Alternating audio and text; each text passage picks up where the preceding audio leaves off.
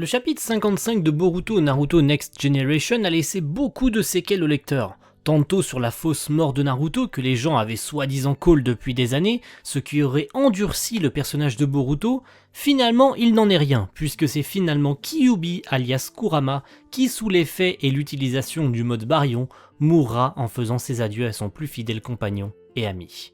Des questions sont donc de mise pour l'avenir du manga. Premièrement, le Kama. On sait que Kawaki ne le possède plus, mais qu'à côté de ça, Boruto reste le réceptacle de Momoshiki. Bien que Naruto soit encore en vie, des événements vont bien finir par arriver dans le futur pour les faire s'affronter ces deux-là. On se rappelle de cette fameuse scène d'introduction de l'anime où l'on aperçoit un Boruto et un Kawaki presque adultes possédant chacun le Kama et Boruto son fameux Jigan et portant une cicatrice à son œil, cicatrice qu'il n'a toujours pas dans le manga, tout cela reste encore un mystère. Leur rencontre et leurs liens fraternels vont-ils s'enliser vers un conflit dans le futur ? Boruto veut compter sur Kawaki, mais ce dernier veut que Boruto soit autonome, c'est un beau bordel. Vers quelle direction Kishimoto cherche à emmener le manga ?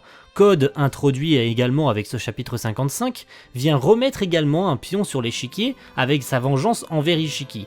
Va-t-il s'asseoir comme véritable antagoniste plus puissant encore qu'Ishiki ? C'est une très bonne question.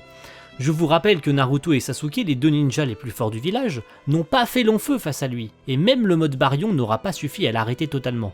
Le cas Naruto est également très intéressant, sans Kurama, il est maintenant évident qu'il sera beaucoup moins efficace à affronter les futures menaces qui s'abattront sur Konoha, et Sasuke est dans le même cas.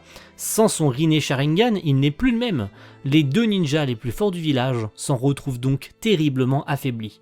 Tout ça pour dire que le prochain arc de Boruto risque d'apporter son lot de folie, tant et si bien du côté de l'avenir de Boruto et sa maîtrise du Kama et du Jigan, sur les enseignements et le soutien de Kawaki, les soupçons qui pèsent encore sur Amado, et j'en passe, et des meilleurs. J'espère que vous êtes prêts à les découvrir, parce que pour moi, l'avenir de Konoha risque fort de sombrer dans le désespoir.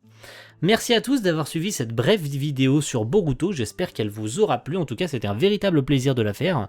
Si jamais ce genre de petit format vous plaît, n'hésitez pas à le manifester dans les commentaires pour que j'en refasse un peu plus souvent.